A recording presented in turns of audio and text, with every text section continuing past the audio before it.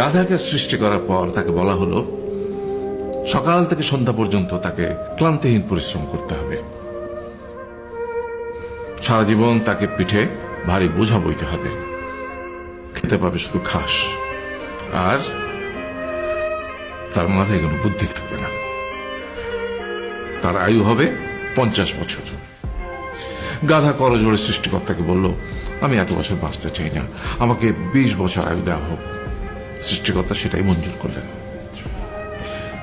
কুকুরকে যখন সৃষ্টি করা হলো তখন তাকে বলা হলো যে সে হবে মানুষের সবচেয়ে বড় বন্ধু, কিন্তু সে খাবে মানুষের উচ্ছিষ্ট, এবং তার আয়ু হবে 30 বছর। কুকুর সৃষ্টিকর্তাকে বলল, আমি এত বছর বাঁচতে চাই না, আমাকে 15 বছর আয়ু দেওয়া হোক। সেটাই মঞ্জুর করা হলো। এরপর বানরকে বলা হলো, তুমি শুধু গাছের এ ডাল থেকে ও ডালে ঝুল খাবে এবং নানান রকম ফন্দি ফিকির করে মানুষকে আনন্দ দেবে, তোমার আয়ু হবে 20 বছর। বানর বলল, আমি 20 বছর বাঁচতে চাই না, আমাকে 10 বছর দেওয়া হোক। সেটাই মঞ্জুর করা হলো। এবার এলো পুরুষ মানুষের পালা। তাকে বলা হলো যে তুমি হলে প্রাণীগুলোর মধ্যে সবচেয়ে বিচক্ষণ এবং বুদ্ধিমান, সেই জন্য তোমাকে প্রাণীদের শিরোমণি করা হলো এবং তোমার আয়ু হবে 20 বছর। তখন পুরুষ মানুষ বলল, করজোড়ে বলল সৃষ্টিকর্তাকে যে 20 বছর আয়ু অত্যন্ত কম, হে প্রভু, আমাকে ওই গাধার সে যে 30 বছর আয়ু চায়নি সেটা আমাকে দেয়া হোক। ওই যে কুকুর 15 বছর ফিরিয়ে দিয়েছিল সেটাও আমাকে দেয়া হোক। আর যে বানর 10 বছর নেয়নি সেটাও আমাকে দেয়া হোক।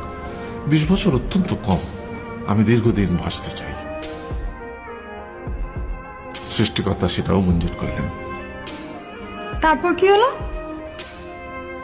সেই থেকে ছেলেরা পুরুষ মানুষ হিসেবে বাঁচে 20 বছর, তারপরের 30 বছর সংসারের বোঝা পিঠে করে বয়ে বেড়ায়, সেটা কার মতো? গাধার মতো। তারপরের 15 বছর সে তার ছেলে মেয়েরা যা দেয় সেই রকম ঠিক কুকুরের মতো উচ্ছিষ্ট খেয়ে বাঁচে। আর তারপরে বৃদ্ধ বয়সে ঠিক বানরের মতো, যেমন গাছের এডাল থেকে ওডাল ঝুল খায় বানর, তেমনি এই ছেলের বাড়ি থেকে ওই ছেলের বাড়ি, আর নানান রকম ফন্দি ফিকির করে তার নাতি নাতনিদের আনন্দ দেওয়ার চেষ্টা করে।